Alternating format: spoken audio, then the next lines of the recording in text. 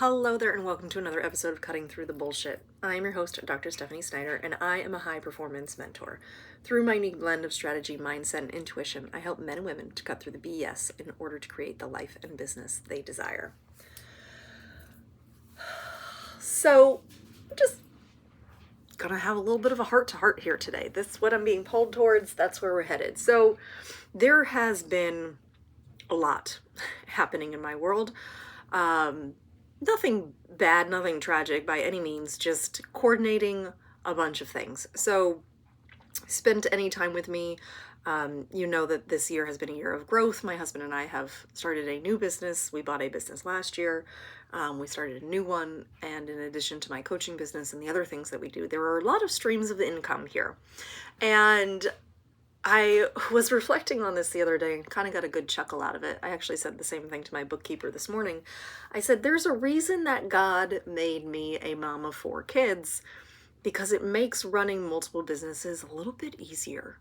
And she chuckled about it. And I said, well, there's the baby businesses where it's like the baby stage and they need a lot of love and attention. And then you grow them up to be like toddlers and they need a little bit less and they try to do more on their own, and then they just continue to progress like into the teen years and adulthood, and like the adult business like doesn't necessarily need you, just send you a paycheck, right? And those are the assets that we all really, really want. And so that is where we're growing these things.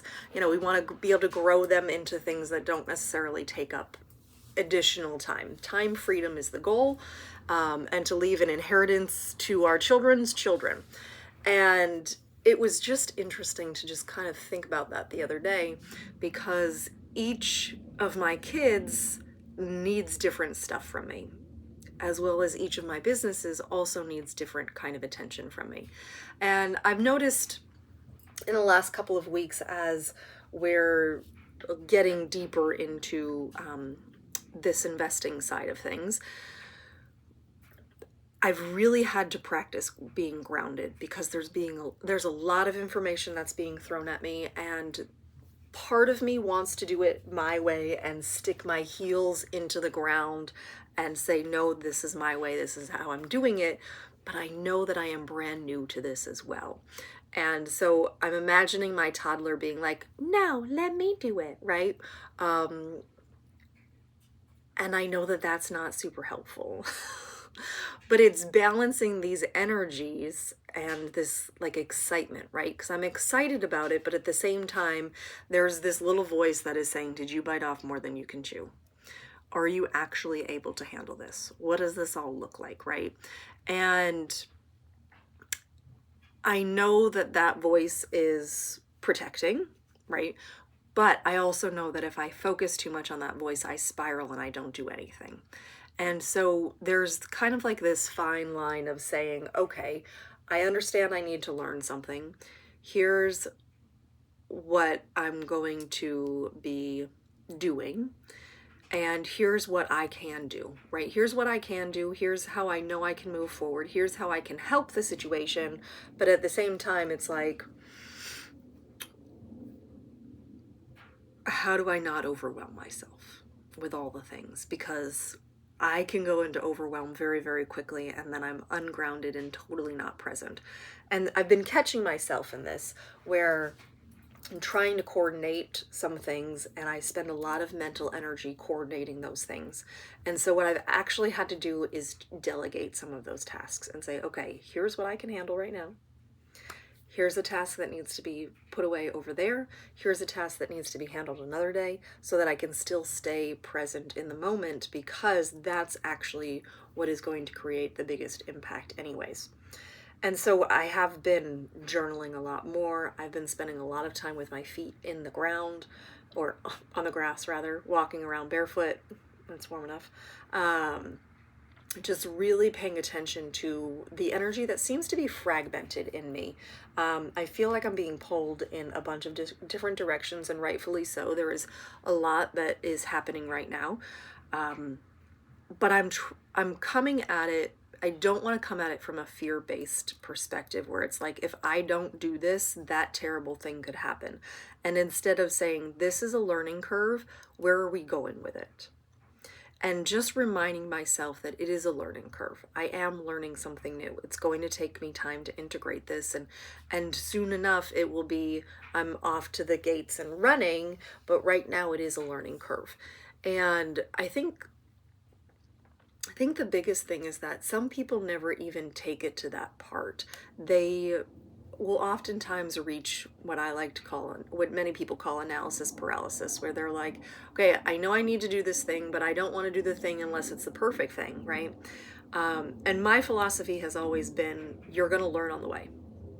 You're going to make some mistakes, but mistakes while you're learning is better than the mistake of not learning anything.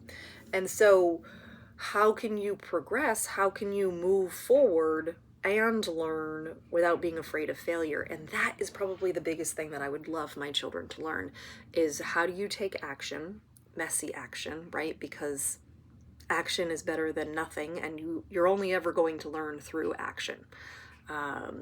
You can tell, and this was a conversation, what was I listening to? I think I was listening to a podcast or something the other day. Oh, I was reading a book. It was in a book. And the author said, you're the older sibling. Imagine you're the older sibling and you tell your younger sibling that the person that they're dating is bad news, right?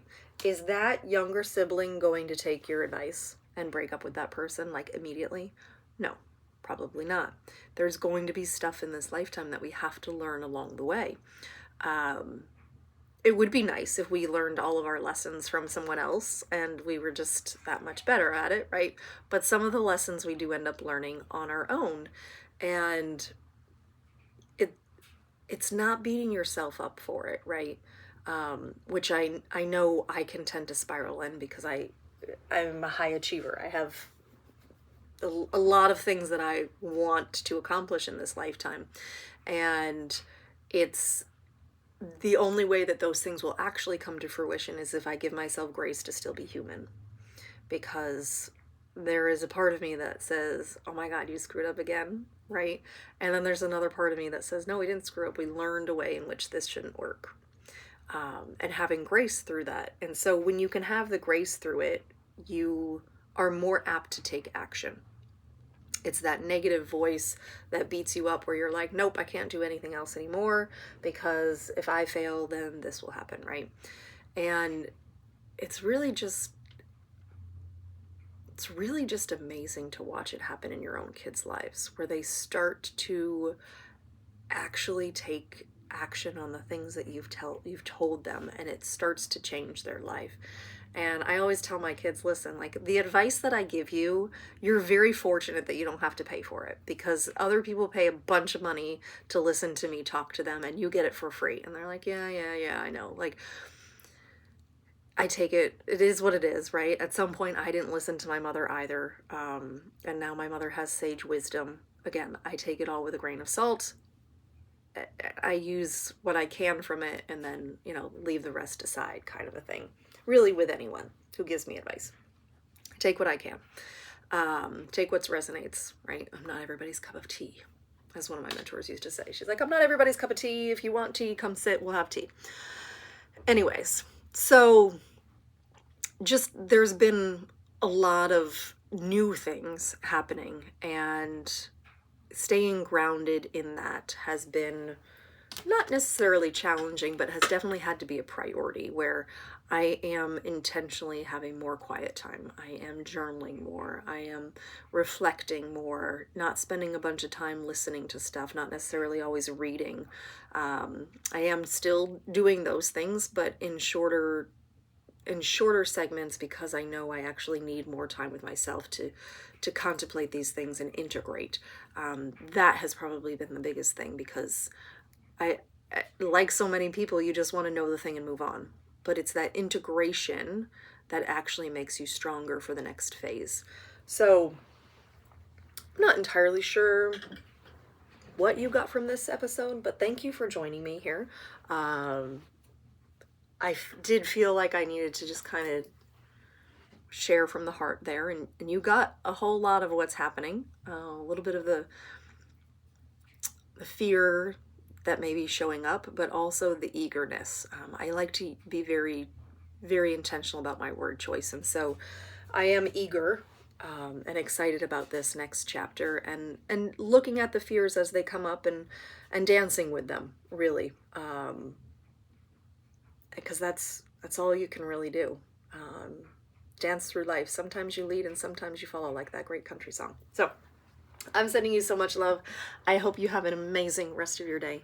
And as always, be you, because the world needs more of you. Bye.